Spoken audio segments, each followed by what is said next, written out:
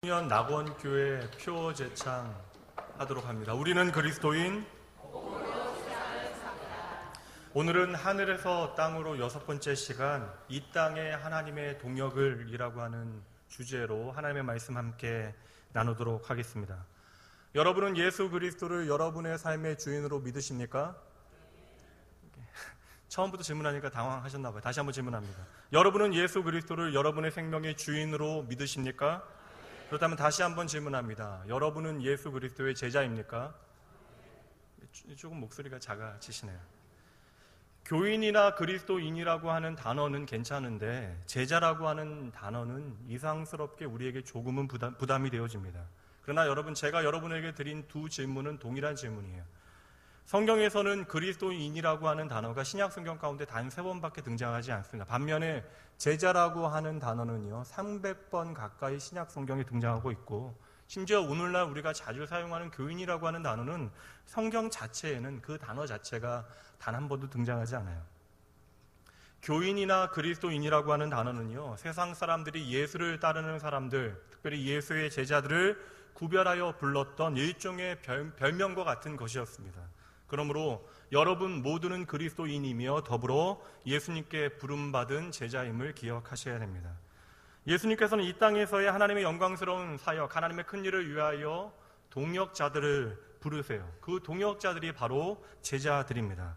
이 일이 예수님께 얼마나 중요했는가에 대해서 먼저 한번 잠시 살펴보도록 합니다. 누가복음 6장 말씀입니다. 12절부터 제가 읽어드립니다. 이때 예수께서 기도하시러 산으로 가사 밤이 새도록 하나님께 기도하시고 밝음에 그 제자들을 부르사 그 중에서 12를 택하여 사도라 칭하셨으니 곧 베드로라고도 이름을 주신 시몬과 그의 동생 안드레와 야고보와 요한과 빌립과 바돌로메와.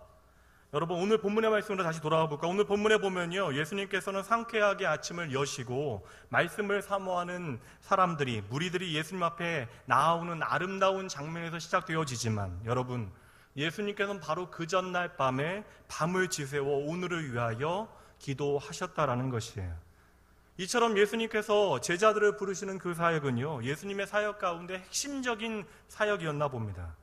오늘 말씀은요 예수님께서 특별히 한 사람의 인생 가운데 찾아오시는 것으로부터 시작이 되어집니다. 그리고 그를 향하여 너 나와 함께 가자, 나와 함께 동역하자라고 부르시는 장면이 나오고 있는 것이죠.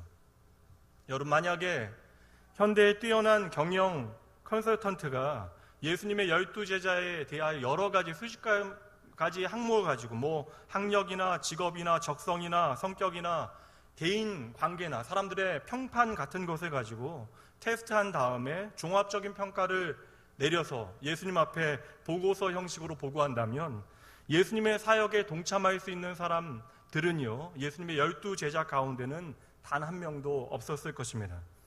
그러니까 세상적인 눈으로 보면 예수님께서는 아무렇게나 어떠한 기준 없이 제자들을 부르시고 계시는 것처럼 보여집니다. 왜 그래요? 세상적인 기준에서는 예수님께서 지금 부르고 계시는 사람들은 그 기준에, 세상적인 기준에 턱없이 부족한 사람들이기 때문에 그러한 것이죠.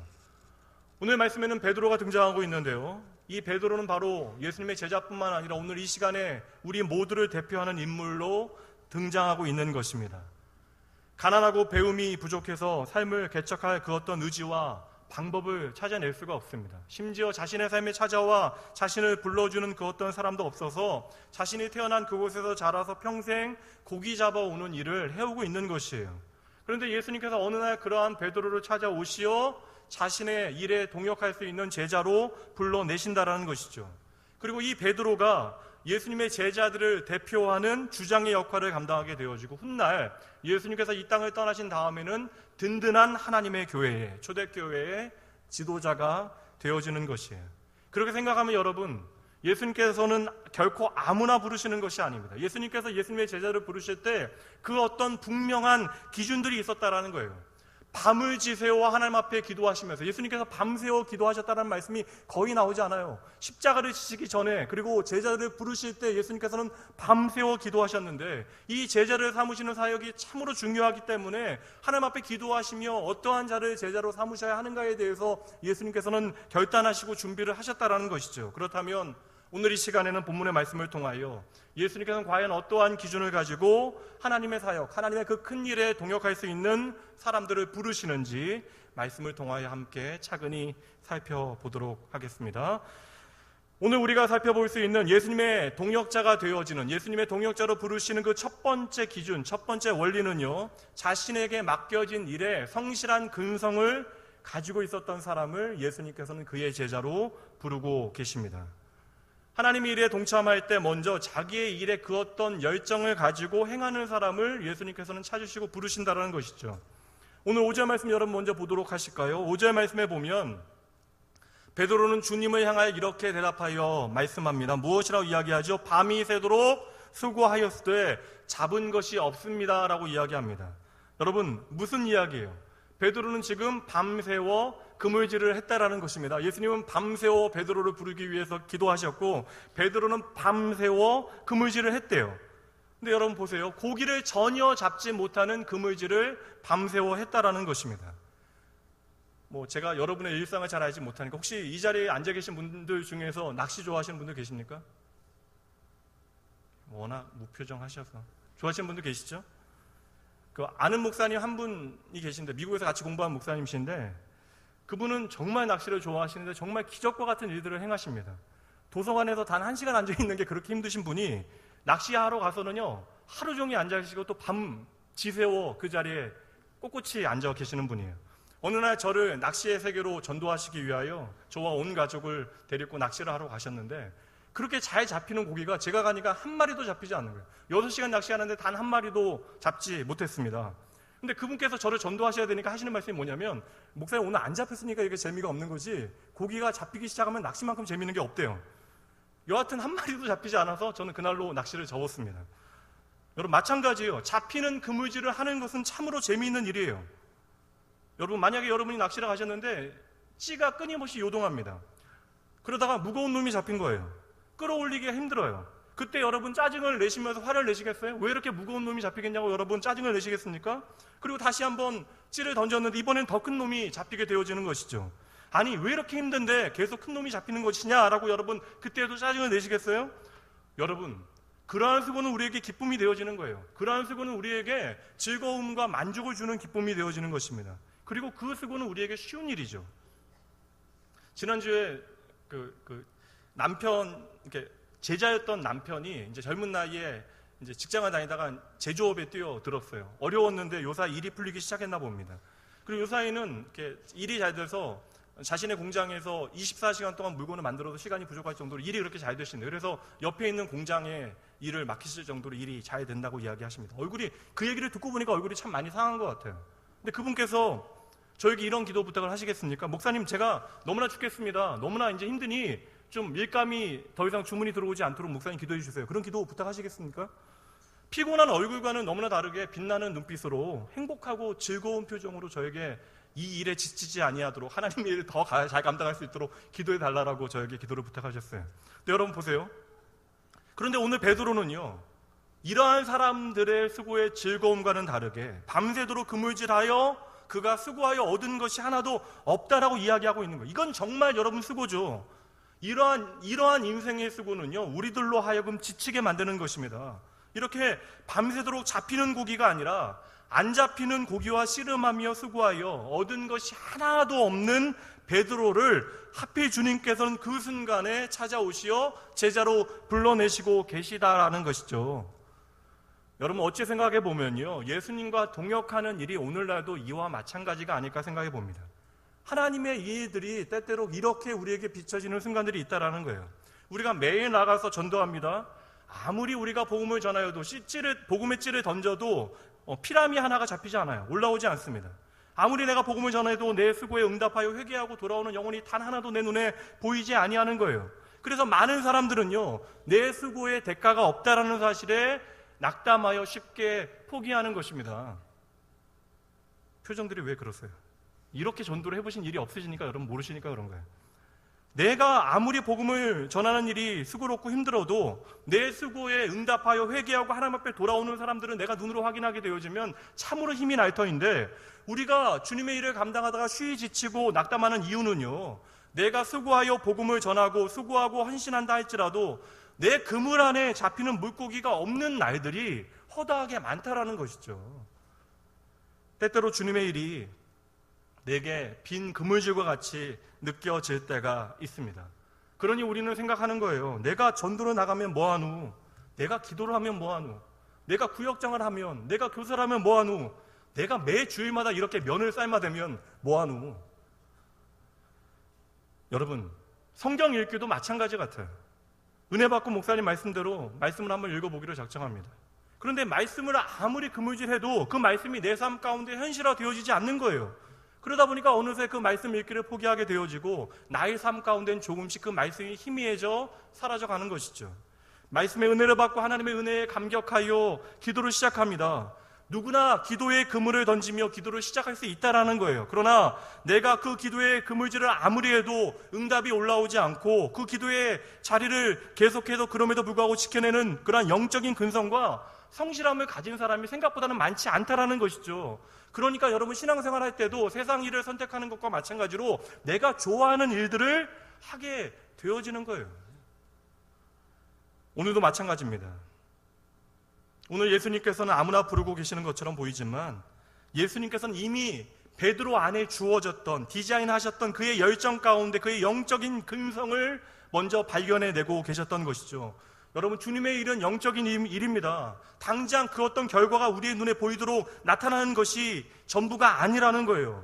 여러분, 믿음이라고 하는 것이 무엇입니까? 오늘 당장 내 눈에는 헛수고처럼 보이는 그물에 그 어떤 것이 잡히지 않는 그 모든 수고를 하나님께서는 합력하여 선을 이루어내신다는 사실을 확신하고 계속해서 그물을 던지는 것이 여러분 믿음인 것이죠.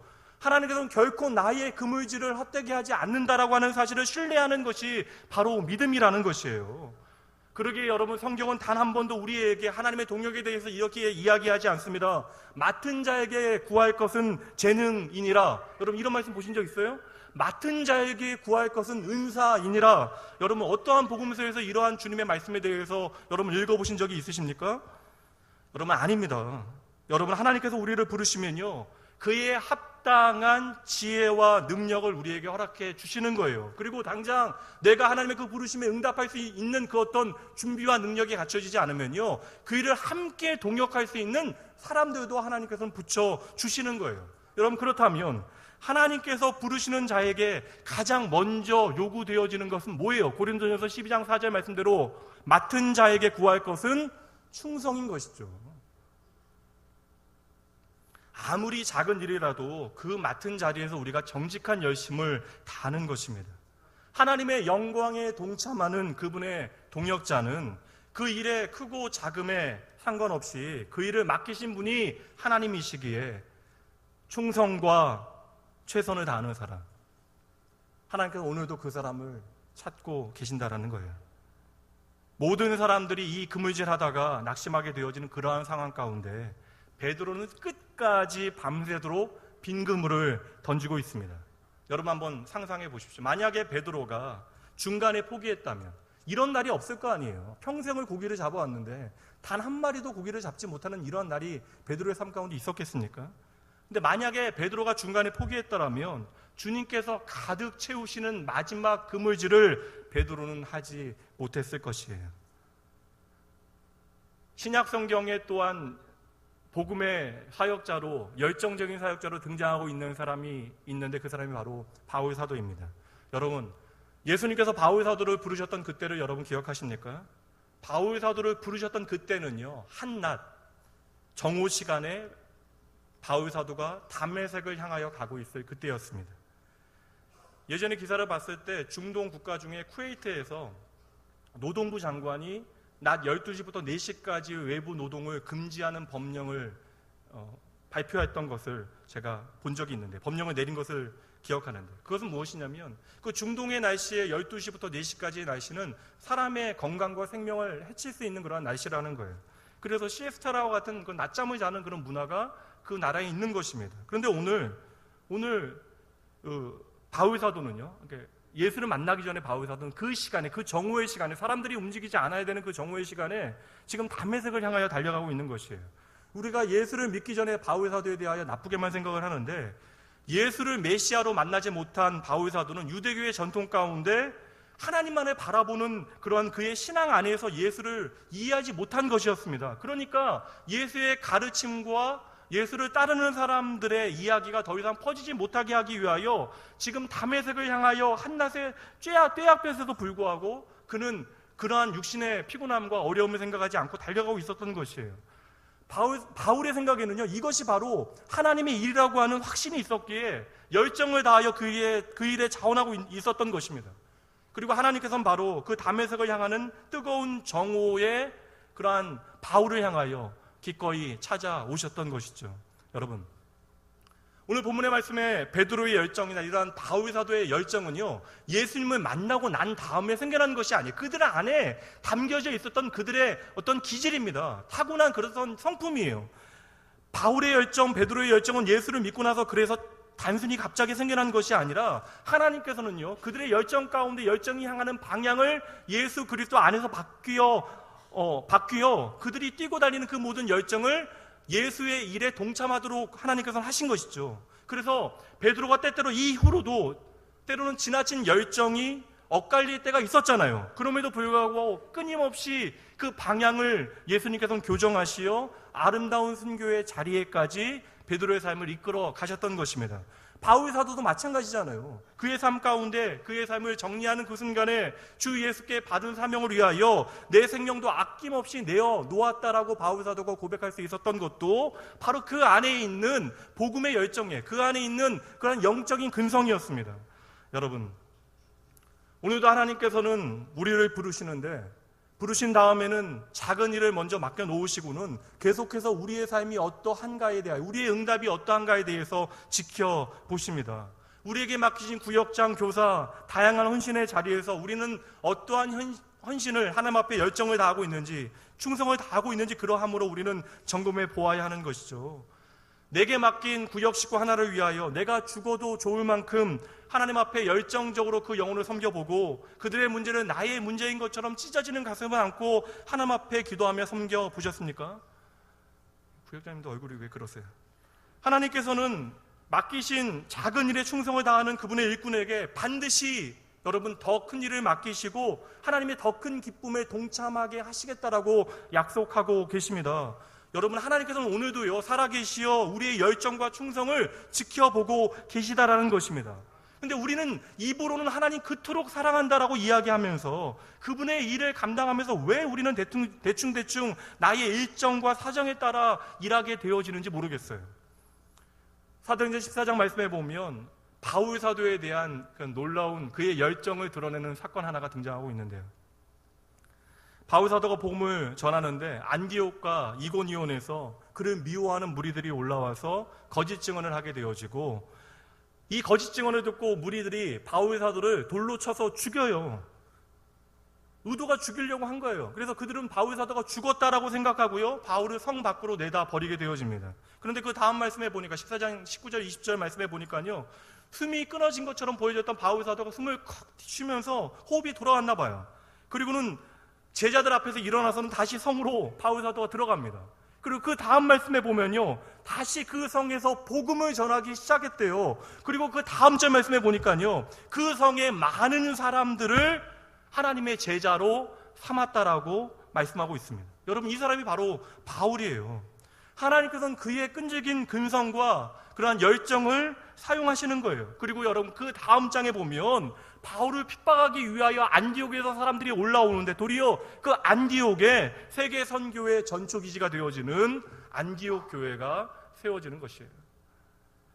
아무리 사람들이 우리를 인정해주지 않고 결과가 있어도 칭찬하지 아니한다 할지라도, 심지어 바울 사도와 같이 나를 음해하고 죽이려고 돌을 던져댄다 할지라도, 우리의 눈에 보이는 것이 매일같이 그냥 빈 그물질하는 것에서 그치는 것이 아니라 때로는 오해받게 되어지고 미움을 사게 되어지고 억울한 일을 당하게 되어진다 할지라도, 그러한 일들 때문에 많은 사람들이 넘어져 실족하여 주님의 사명을 내어놓는다 할지라도, 여러분, 도리어 우리는 이 일을 통하여 이 일 가운데 우리를 부르신 분이 누구인지를 반드시 기억해야 한다는 것이죠. 바울 사도는요, 이런 환경 가운데 불평하고 원망하고 좌절했던 것이 아니라 아버지가 맡기신 일을 향하여 그의 영적인 근성을 최선을 다하여 발휘하는 거예요. 그리고 하나님께서는 그의 영적인 근성을 사용하시어 하나님의 큰일, 하나님의 구원의 놀라운 역사를, 하나님의 영광을 이 땅 가운데 비추어 내셨던 것입니다. 바로 바울 사도의 그 최선을 다하는 정직한 열심을 통하여 아버지의 영광이 이 땅 가운데 현실화되어졌다라는 거예요. 여러분, 하나님께서 오늘 내게 맡기신 일이 무엇이냐 하는 것보다 더 중요한 것은요, 이 일을 맡기신 분이 바로 하나님이심을 우리가 잊지 아니하는 것입니다. 그래서 오늘 내가 점검해야 하는 일이 무엇이에요, 여러분?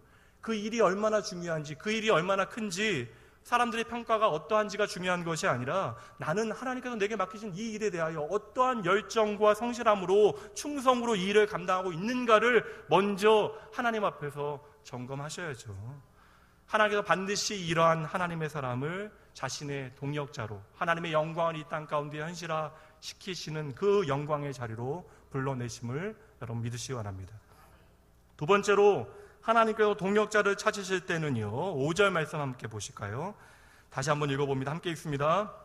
시몬이 대답하여 이르되 선생님, 우리들이 밤이 새도록 수고하였으되 잡은 것이 없지만은 말씀에 의지하여 내가 그물을 내리이다 하고, 여러분들 보시기에 이 짧은 말씀 가운데 주목하여 눈에 들어오는 말씀이 있나요? 부분이? 어떤 말씀이 여러분 눈에 들어오십니까? 예, 잘 찾으셨습니다. 세상 사람들은 내가 밤이 맞도록 수고하였어도 얻은 것이 없다라는 사실에만 주목할 거예요. 그런데 우리의 눈에 들어오는 것은 무엇이죠? 말씀에 의지하였다라는 것이죠. 말씀을 의지하여, 여러분, 하나님께서 동역하고 싶어하는 그러한 사람이 어떠한 사람일까요? 단순합니다, 여러분. 말씀을 의지하는 사람이라는 거예요. 여러분, 오늘 베드로의 상황을 먼저 생각해 보십시오. 베드로의 상황이 말씀에 의지할 수 있는 상황이었습니까? 여러분, 전혀 아니잖아요. 여러분, 시몬 베드로가 어떠한 사람이에요? 갈릴리 가버나움에서 나고 자랐던 정통 오리지널 어부입니다. 갈릴리 호수의 생태계에 대해서 그 누구보다도 잘 알고 있었던 전문가라는 거예요. 시간대별로 어떠한 어종이 어떠한 그러한 방법을 따라 움직이고 어떠한 공간과 자리에 서식하고 있는지에 대해서 베드로는 잘 알고 있었을 것입니다. 근데 여러분, 그렇게 생각할 때 여러분, 베드로는 참으로 이상한 밤을 지금 보낸 거예요. 평생을 고기를 잡아왔던 그 갈릴리 바다에서 말도 안 되는 일을 경험하게 되어졌던 것입니다. 고기를 한 마리도 낚지 못한 거예요. 그리고 이미 밤이 지나가 버렸습니다. 더 이상 고기를 잡을 수 있는 시간이 이제 아니라는 거예요. 그리고 지친 몸으로 베드로는요, 그물을 씻어서 정리하고 있는 중입니다. 지금 베드로가 이 그물을 정리하고 있을 때 이 그물은요, 풍어의 그물이 아니에요. 이 그물은 베드로에게 있어서 실패한 그물이고 이제 빨리 정리하고 쉼을 얻어야 되는 상황 가운데 베드로가 있다라는 것이죠. 근데 여러분, 1절 말씀 보세요. 오늘 본문의 말씀이 참으로 재미있는 세팅 가운데 놓여 우리에게 설명되어지고 있는데요. 이 아침 시간에 사람들이 예수님을 향하여 지금 몰려왔잖아요. 주님께서는 그 이른 아침에 주님께 몰려나온 갈급한 심령들에게 주님의 온유한 음성으로 주님의 말씀을 전하고 계십니다. 그리고 주님의 말씀은요, 조용한 게네사렛 호숫가에서 아마도 영적인 파동을 일으키며 은혜의 단비가 되어져서 주님 앞에 나온 모든 갈급한 영혼들을, 그 심령들을 촉촉하게 적셔 주었을 거예요. 얼마나 여러분 아름답고 감동적인 그런 환경입니까? 분위기예요. 근데 여러분, 이 감동적인 분위기와 딴판인 사람들이 그 자리에 함께 공존하고 있다는 거예요. 예수님께서 말씀을 전하고 계심에도 불구하고 지금 밤새 고기를 잡지 못한 어부들은요, 그물을 씻어내고 있는 거예요. 그리고 어느새 주님의 가르침은 끝이 나게 되어집니다. 예수님을 갈급한 심령으로 찾아왔던 그 모든 무리들은 이제 아쉬워하며 발길을 돌리고 있는 그때 베드로도요, 마침 그물을 다 씻어놓고 지친 몸을 이끌고 집을 향하여 발걸음을 옮기려고 하고 있습니다. 그때에 예수님께서 베드로를 향하여 뜻밖의 말씀을 던지시는 거예요. 4절 말씀 함께 읽습니다.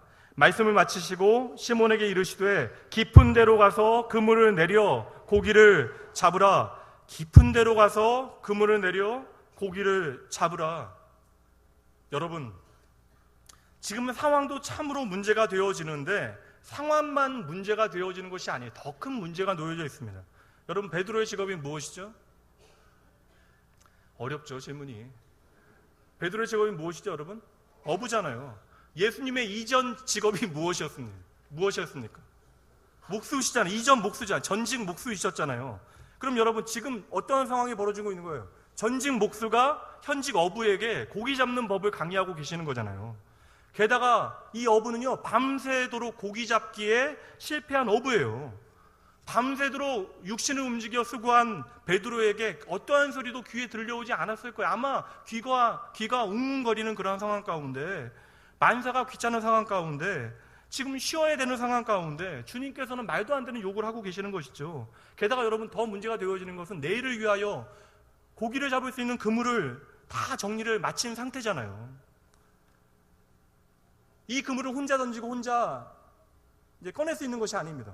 베드로 혼자 갈 수 있는 것이 아니라 그물을 던지기 위해서는 동료들을 설득해야 되고요. 그 동료들을 함께 움직이기 위하여 베드로는 아마 그에 대한 값을 지불해야 될 거예요. 경제적인 손실도 발생하는 그런 상황이라는 거예요. 지금 예수님께서 베드로에게 그물을 던지라고 요청하는 이 상황은요, 시간도 문제이고 상황도 문제이고 장소도 문제이고요, 그 대상도 문제가 되어진다는 거예요. 그 말씀을 따를 수 있는 그 어떤 근거가 지금 이 자리에는 없다라는 거예요. 지금 모든 상황은요, 나의 상식과 나의 경험과 안 맞아요. 다시 말해서 나의 경험과 예수님의 말씀이 충돌하고 있는 것입니다. 예수님께서는 지금 베드로의 경험과 상식과 충돌되어지는 것을 말씀하고 계시는 거예요. 요청하고 계시는 거예요. 게다가 여러분, 베드로는 아직 주님의 제자가 아니잖아요. 그래요. 베드로는 알고 있습니다. 예수님께서 행하신 일이 무엇인지, 그가 병든 자를 고치시고 뛰어난 선생으로 많은 가르침을 아름답게 전하고 있다는 사실도, 그래서 많은 사람의 존경을 받고 있다는 사실을 알고 있어요. 이른 아침부터 그분의 말씀을 듣기 위하여 많은 사람들이 몰려온 것도 베드로가 보았습니다. 하지만 여러분, 지금 베드로의 내 상황은요, 도저히 말씀을 들을 수 없는 상황이라는 거예요. 그리고 주님께서도 다 알고 계셨잖아요. 배가 빈배라는 사실을 아시고 그 배에 올라가겠다라고 이야기하셨잖아요. 그래서 그 배에 올라가서 말씀을 전하셨어요. 그리고 게다가 말씀을 전하시는 중에 베드로가 옆에서 그물을 씻고 계시는 것을 다 보셨어요. 그럼 여러분, 씻기 전에 나가라고 하시죠. 왜 다 끝난 것을 확인하시고 이제 와서 깊은 데로 가서 그물을 던지라고 하시는 것입니까? 이 정도 되면 여러분, 좀 제가 좀 이렇게 부충한 말로 주님 좀 심보가 고약하신 것처럼 보이지 않으세요? 다들 말씀 듣는데 말씀 안 듣고 딴짓하고 있으니까 그거 책망하시기 위해서 주님께서 하시는 것입니까? 여러분, 베드로에게 그 아침 그 그물질은요, 자신 인생 가운데 가장 하기 싫은 일일 수가 있다라는 거예요. 하나님께서 찾으시는 동역자는요, 이처럼 나의 경험과 상식과 하나님의 말씀이 충돌되어질 때 그 선택이 분명하다는 거예요. 여기가 갈림길입니다, 여러분. 내 경험과 상식이 아니라 그 순간에 하나님의 말씀에 힘들어도 순종하는 것이죠. 여러분, 이제 가나안 땅에, 하나님의 백성으로 가나안 땅에 들어가게 되어진 이스라엘 백성들이 치루었던 첫 번째 전투를 기억하십니까? 여러분, 여리고성 전투를 앞두고 하나님께서 명하신 것이 얼마나 이상해요. 이전에 아말렉과의 전쟁보다도 더 이상하잖아요. 그래도 아말렉과의 전쟁은요, 모세가 손을 들기라도 했고 백성들이 나가서 싸우기라도 했습니다. 근데 지금 가장 중요한 전쟁을 앞두고 하나님께서 명하시는 것이 무엇이었죠, 여러분? 할례를 명하십니다. 뭐예요, 여러분? 싸울 수 있는 모든 전투력을 지금 제로로 만드는 거예요. 0으로 만드는 것입니다. 여리고성에서 여러분, 지금 이스라엘 백성들이 오고 있는 것에 대해서 지금 촉각을 집중하고 있잖아요. 곤두세우고 있잖아요. 여리고성에서 바라보면요, 지금 수많은 사람들이 누워있는 게 보여요, 여러분. 도저히 상상도 못할 일들이 벌어지고 있으니 여리고성 사람들이 얼마나 무서웠을까 싶어요. 그렇게 이렇게 누워있다가 또 며칠 지나서 갑자기 싸우지 않고 조용하게 성을 도니 얼마나 더 무서웠겠어요. 여러분, 전쟁의 상식은 무엇이에요? 전투를 앞두고 있으면 여러분 전력을 증강해야죠. 전투를 앞두고 있으면 여러분 누워있으면 안 되는 거예요. 근데 왜 하나님께서는 바로 이 순간에 하필 할례를 명하시는 것이에요? 여러분, 할례의 정신이 무엇입니까?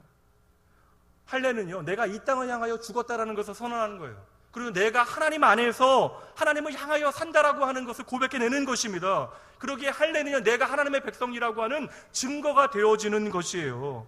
이 할례의 정신을 오늘날 우리는 예수 그리스도의 십자가를 의지하여 성만찬에 담아서 행하고 있는 거예요. 이스라엘 백성들은 지금 이 모든 의미를 깨닫지는 못했습니다, 여러분. 이 할례에 담겨져 있는 하나님의 마음이 무엇인지를 이해하지는 못해요. 그러나 지금 지도자인 여호수아의 말에 따라 하나님의 말씀에 온전히 순종을 했던 것이죠. 내 경험과 상식이 충돌되어질 그때에 먼저 힘들어도 하나님의 말씀에 순종했다라는 것입니다. 여러분, 저는 이것이요, 바로 이스라엘 백성들이 하나님께서 이제 그동안 가르치셨던 40년의 광야 학교를 졸업하게 되어지는 마지막 졸업 시험이라고 생각합니다. 요단강을 건너고 여리고와의 전쟁을 준비하고 치르는 모든 과정 가운데 그들은요, 그들의 경험과 상식과 반대되어지는 하나님의 말씀을 들어야만 했습니다. 그리고 그들은 하나님의 말씀에 의지하여 그들에게 허락되어진 하나님의 뜻을 온전히 이 땅 가운데 이루어냈던 것이에요. 사랑하는 성도 여러분, 적어도 우리는요, 예수 그리스도의 그 진리의 말씀이 생명이라는 사실을 인정하고 있습니다. 그런데 이상하게도 이러한 고백과는 다르게 나의 삶 가운데 그 말씀이 나의 경험과 상식과 어긋나게 되어질 때는 우리는 의심하게 되어지고 고민하게 되어지죠. 우리는 우리의 생각과 동일하게 말씀하시는 그 말씀에는 아무 문제 없이 하나님 앞에 순종합니다. 그러나 성경 안에는요, 우리의 생각과 일치하는 말씀보다는 우리의 이성과 상식과 충돌되어지는 말씀이 오늘 말씀 같이 수두룩하다라는 거예요. 깊은 데로 가서 그물을 던지래요. 바로 여기에서 우리의 이성과 경험과 말씀이 충돌할 때 우리의 순종의 여부에 따라 하나님과의 동역이 결정나게 되어지는 것이죠.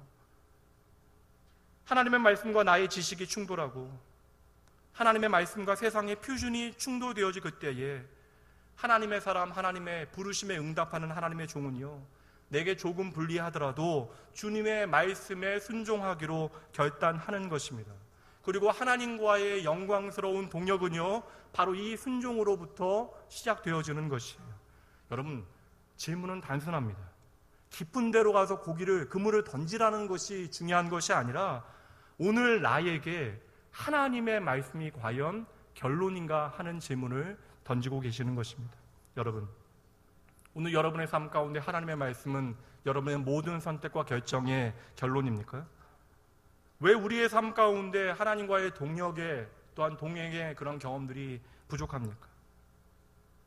항상 우리가 앞서 걸어갔기 때문에 내 뒤에서 동행하시는 주님을 단 한 번도 제대로 바라본 적이 없기 때문에 그래요. 내 경험과 내 지식에는 항상 아멘하며 우리가 순종했지만 하나님의 말씀은 늘 구석에 두고 살아갔거든요. 언제나 나의 경험과 나의 지식이 이겼지, 언제나 우리에게 예수님의 말씀은 찬밥일 때가 많이 있었던 거예요. 그러다 보니까 어느새 주님이라 고백하는 예수님을 나의 하인 취급하고 하나님을 홀대하는 것이 우리의 습관이 되어진 것입니다. 적어도 오늘 말씀을 통하여 여러분, 예수님을 주인으로 섬기겠다라고 하는 그 말에 담겨져 있는 의미를 다시 한번 되새겨 보십시오. 예수님을 나의 삶의 주인으로 섬기겠다라고 하는 것은요, 예수님을 따르는 그 일에 있어서 조금 나에게 불리한 일들이 벌어진다 할지라도 그분의 말씀에 순종하는 것을 전제하는 거예요, 여러분. 경제적인 유익을 포기하고 그럼에도 불구하고 주님의 말씀에 순종해 보는 것입니다. 세상적인 기준이 아니라 주님의 표준으로 내가 결혼할 그 배우자를 선택하겠다라고 하는 결단이에요. 믿음의 가정을 이루고 내 자식을 기를 그때에도 세상의 표준이 아니라 나의 경험의 표준이 아니라 말씀의 표준과 그 기준대로 내 자녀를 양육해내는 것입니다. 성도 여러분, 지금 갈릴리 호숫가의 최고의 달인들, 전문가들은 베드로와 같은 어부들이에요. 평생을 고기를 잡아 오며 살아왔던 사람들입니다. 적어도 이들보다 물고기에 대해서, 갈릴리 호수에 대해서 더 잘 아는 사람들은 없어요. 그렇게 생각할 때 여러분, 베드로와 그 어부들에게는요, 그들의 경험과 노하우는요, 어떠한 의미에서는 절대적인 의미를 가지고 있습니다. 내 존재의 의미예요. 내 자존감의 원천이 되어지는 것입니다. 오늘 우리가 놓지 못하는, 우리가 가지고 있는 그 어떤 경험의 그러한 가치들과 내 그러한 생각의 어떠한 그런 흐름들이 있잖아요. 내가 놓지 못하는 어떠한 가치들이 있잖아요. 근데 여러분, 지금 잘 보십시오. 지금 이들은요, 갈릴리 호수뿐만 아니라 그 속에 존재하는 모든 물고기를 창조하신 분 앞에 서 있는 거예요. 그러면 여러분, 답은 단순하잖아요. 자명하잖아요. 무엇이 지혜입니까?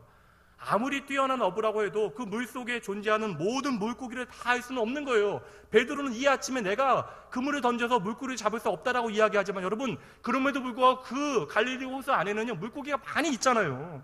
그렇다면 여러분, 그 바다와 그 속에 거하는 모든 생명을 창조하신 분의 말씀에 의지하는 것이 지혜라는 사실을 아는 것이 여러분 중요하지 않겠어요? 여러분, 우리의 경험보다 하나님의 말씀이 그러므로 우선입니다. 내가 가지고 있는 그 어떤 고정관념이나 선입견보다 하나님의 말씀이 우리의 삶에 더 중요한 거예요.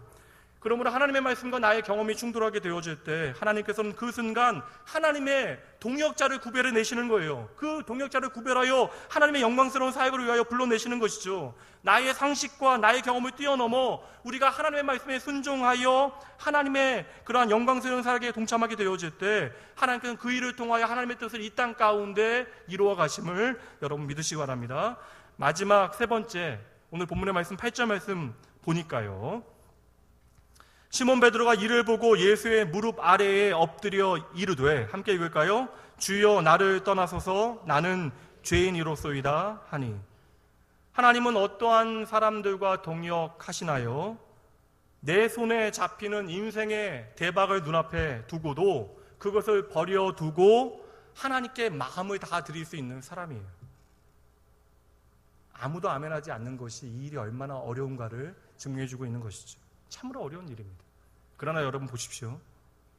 주여 나를 떠나소서 나는 죄인입니다. 세상 사람들은 결코 이해할 수 없는 고백을 지금 베드로가 하고 있는 것이잖아요. 성경에 보면 앞서서 주님의 말씀에 베드로가 무엇이라고 이야기합니까? 밤이 맞도록 내가 수고하였대요. 여러분, 이 말씀은 어떠한 의미예요? 주님, 내가 이렇게 밤새도록 수고해서 몸이 힘듭니다. 얼마나 자신이 수고했는가에 대해서 주님께 말씀드리는 거예요, 여러분? 아니잖아요. 주님께서 깊은 곳에 가서 그물을 던지라고 하시니까 베드로가 하는 말입니다. 주님, 내가 어젯밤에는 고기를 잡지 못했지만 제가 어부입니다. 제가 베드로입니다. 주님의 말씀에 내가 순종은 하겠지만 이것이 기쁨과 자원함으로 하는 순종은 아니라는 거예요. 빈배되어진 베드로는요, 그물을 싣는 그 과정 가운데서도 하나님의 말씀이, 생명의 말씀이 선포되어짐에도 불구하고 그 말씀을 나의 말씀으로 듣지 못하고 있잖아요. 주님은 수고하고 무거운 짐진 자들아 다 내게로 오라 말씀하시는데 자신은요, 자신의 인생은 지난밤 수고하여도 빈배되어졌음에도 불구하고 내가 주님께 가야 한다는 사실을 베드로는 깨닫지 못하고 있는 것이에요. 그러니 그분의 말씀에, 그분의 권위에 내가 순종하긴 하지만 그의 마음은 다른 거예요. 주님, 내가 밤이 맞도록 수고하였어도 잡은 것이 없으니 내가 다시 깊은 곳에 가서 그물을 내려도 어떠한 물고기도 잡을 수 없을 것입니다. 그래도 내가 주님의 말씀에 한번 순종해 볼게요. 그런데 여러분, 어떠한 일이 벌어집니까? 이어지는 6절 말씀에 그렇게 하니 고기를 잡은 것이 심히 많아 그물이 찢어졌다. 깜짝 놀라는 거예요, 여러분. 자신의 경험과 자신의 삶의 가치를 따라서 생각을 해보면 반드시 물고기가, 자신의 노하우를 따르면 반드시 물고기가 한 마리도 잡히지 않아야 되는 그곳에 물고기가 때로 몰려 있었던 것이에요. 자신이 고기를 잡는, 적어도 이 갈릴리 호수에서 고기를 잡는 일에 대해서는 자신이 전문가라고 자신하고 생각했는데 그 순간 깨닫게 되어진 것입니다. 하물며 물고기를 잡는 이 일에서도 주님은 나에 대해서 더 잘 알고 계시는구나, 이 사실에 충격을 받게 되어지는 거예요. 여러분, 그래서 하게 되어진 베드로의 고백에 중요한 하나의 기적이 담겨져 있는데 8절 말씀에 보면 5절 말씀에 예수님을 향하여 선생이시여 납비시여 존경할 스승으로 고백했던 베드로가 8절 말씀에 무엇이라고 고백하고 있습니까? 주님의 호칭을 주님, 나의 주인이시여 나를 떠나소서 나는 죄인입니다. 주님 앞에 털썩 주저앉아 엎드려 주님의 얼굴을 바라보지 못하고 그가 고백하고 있는 것이죠. 여러분, 지금 보세요. 베드로의 삶 가운데 너무나 행복한 일이잖아요. 지금 배에 물고기가 가득 올라오는 것을 베드로가 보고 있는데 베드로가 기뻐하지 못하는 거예요. 이 놀라운 기적을 체험하며 지금 베드로는 하나님의 영광이 무엇인지를 보고 있는 것입니다. 하나님의 영광이 내 눈에 무엇인지 보여지니까 내가 하나님의 영광 앞에서 얼마나 초라한 존재인지를 발견하게 되어지는 것이죠. 여러분, 잘 보셔야 됩니다. 주님의 말씀에 순종하여 많은 고기를 얻는 것보다 더 중요한 것은요, 베드로 자신의 모습을 지금 하나님의 영광 앞에서 발견하고 있다는 것이죠. 그 고백이 바로 주님, 주인이시여 나를 떠나시옵소서 내가 죄인입니다. 주님은요, 저 바다의 깊은 곳을 아시고 저 물고기들의 움직임과 생각을 알고 계시다는 사실을 깨닫게 된 겁니다. 이 깊은 곳에 있는 물고기의 생각을 아시는 그 주님께서는 저 우주의 시작을 여신 분이시고, 그러므로 내 삶도 내 미래도 오늘의 나의 모든 고민과 나의 모든 필요도 아시는 분임을 베드로가 지금 깨닫게 되어진 것이에요. 그러기에 베드로는 내가 죄인이라고 고백하는 것입니다. 내가 주님 앞에 순종은 하지만 주님을 여전히 믿지 못하고 있었던 나의 마음을 예수님께서는 다 알고 계셨다는 사실을 깨닫게 되어진 것이죠. 주님, 나는 죄인입니다. 여러분, 이 고백이 진짜 그리스도인들의 전환점이에요. 우리는 여러분 각자 다 다른 삶을 지금까지 살아왔습니다. 형편도 처지도. 그러나 여러분, 주님을 만난 사람, 진정한 그리스도인은요, 모두 동일한 이 고백을 하게 되어지는 거예요. 주님, 나는 죄인입니다. 이 고백 없이는 우리의 삶이 결코 변화되어지지 아니합니다. 아버지, 오늘 이 시간 내가 이렇게 단장하고 품위를 지키며 앉아있지만 그럼에도 주님, 나는 오늘도 죄인입니다. 주님 없이는 내가 아무것도 할 수 없습니다. 이 깊은 고백이 내 마음 깊은 곳으로부터 터져나올 때 우리는 주님의 그 사랑과 긍휼을 맛볼 수 있게 되어지는 것이고요, 그때로부터 우리의 삶은 변화되어지는 것이에요. 여러분, 오늘 베드로의 회개가 왜 참으로 아름다운지 아시겠습니까? 우리는 보통요, 실패하거나 아프거나 일이 잘 안 되면 우리의 삶을 돌아보며 회개합니다. 근데 오늘 베드로는요, 인생의 대박을, 그 손에 기적이 잡히는 그 순간 가운데 하나님 앞에 회개하였다라는 것이죠. 눈앞에 보이는 그 기적을 통하여, 물고기를 통하여 예수 그리스도를 바라보게 되어졌던 것이에요. 그래서 하나님 앞에 지금 회개하는 것입니다. 여러분, 나는 죄인입니다. 나를 떠나시옵소서라는 이 고백의 참된 의미는 이것입니다. 주님, 오늘도 나는 주님이 필요합니다. 이것이 바로 베드로가 오늘 주님의 동역자로 부름받을 수 있는 이유예요. 이제 여러분, 오늘 대박의 마지막 결론 함께 보도록 하시죠. 11절 말씀입니다. 함께 읽습니다. 그들이 배들을 육지에 대고 모든 것을 버려두고 예수를 따르니라. 오늘 본문의 결론이고 가장 위대한 기적이 여기에 담겨져 있네요. 베드로는 지금 가득 잡은 고기, 그 인생의 최고의 순간 대박을 버려두고 주님의 제자로 주님과 동역하는 삶을 살기로 결단하게 되어집니다. 그것이 바로 모든 것을 버려두고 예수를 따르다라고 하는 말씀이에요. 인생의 참된 가치가 어디에 있는가를 발견한 사람만이 할 수 있는 결단입니다.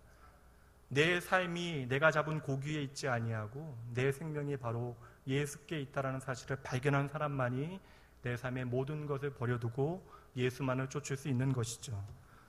사랑하는 성도 여러분, 6절 말씀에 그물이 찢어지게 채워지는 축복도 여러분 참으로 감사한 일이지만 오늘 본문의 말씀이 진짜 축복은 11절이네요. 모든 것을 버려두고 예수를 따르는 그것이 우리의 인생의 최고의 축복인 것을 믿으시기 바랍니다.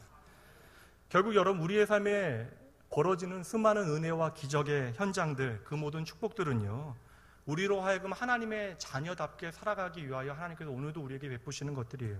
그러므로 여러분, 오늘 우리가 하나님 앞에 누리고 얻어내는 모든 축복들은요, 하나님의 그런 사명의 현장이 되어져야 하는 것입니다.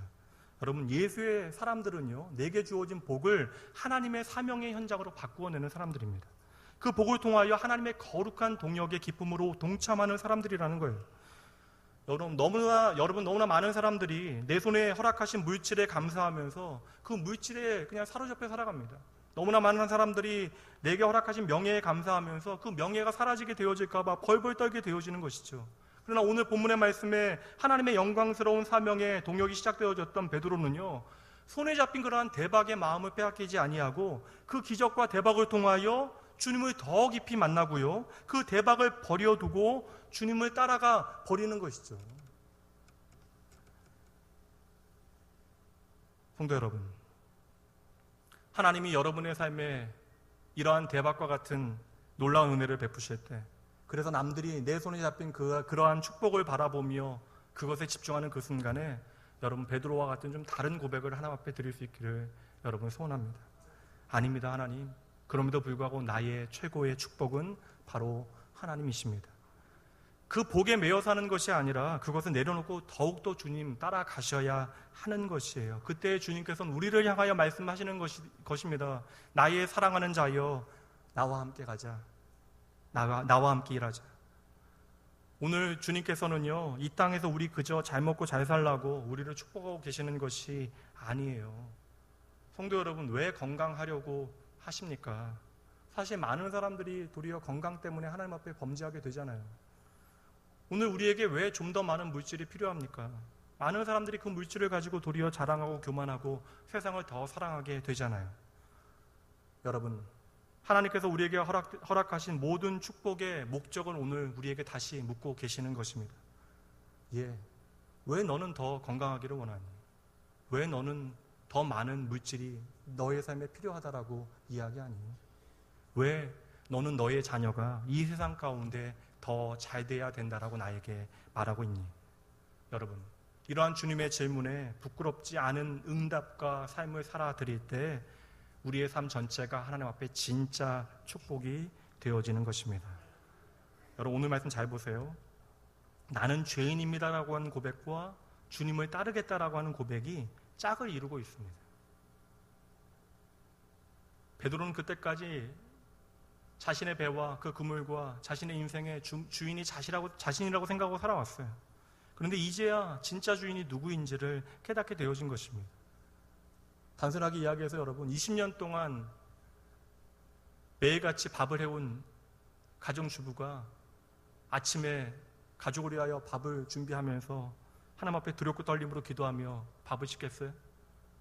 20년 동안 매일같이 운전을 해온 택시기사가 운전대를 잡고 벌벌 떨면서 하나님 앞에 기도하면서 운전을 시작하겠습니까? 어느새 우리의 신앙생활 가운데 우리가 하나님 없이 할 수 있노라 고백하는 일들이 많아진 것은 아닙니까? 내 신앙에서도 어느새 내가 전문가같이 여겨지는, 그리하여 내가 저 사람보다는 좀 낫다라고 여겨지는 그러한 신앙의 영역들이 많아지고 있는 것은 아니에요. 그렇다면 오늘 베드로의 고백을 나의 고백 삼으셔야 여러분 그 자리에서 주님의 동역의 부르심에 응답할 수 있게 되어지는 것입니다. 주님, 오늘도 나는 죄인입니다. 주님 없이는 나는 일 결코 할 수 없습니다. 여러분, 말씀을 마칠게요. 주님께서 오늘 우리를 동역의 자리로 부르시는 그때가 언제입니까? 밤새 기도하시고 베드로를 찾아오신 그때는요, 베드로가 실패와 좌절의 자리에 있을 그때입니다. 찾아오시어 다른 건 안 주셨네요. 말씀을 주시고 그 말씀에 순종하는 그러한 베드로를 통하여 그 모든 실패와 좌절을 하나님과 동행하는 축복으로 바꾸어 내셨던 것입니다. 하나님께서 오늘도 하나님의 거룩하신 뜻을 이 땅 가운데 이루어 가시기 위하여 이 시간 우리 가운데 하나님과 기쁨으로 자원하여 동역할 자들을 부르고 계십니다. 오직 하나님의 부르심에 말씀에 순종함으로 오직 믿음으로 응답하시는 여러분 모두가 되어주시길 주님의 이름으로 축복합니다. 이 시간 함께 주님 음성 들으며 함께 찬양하죠.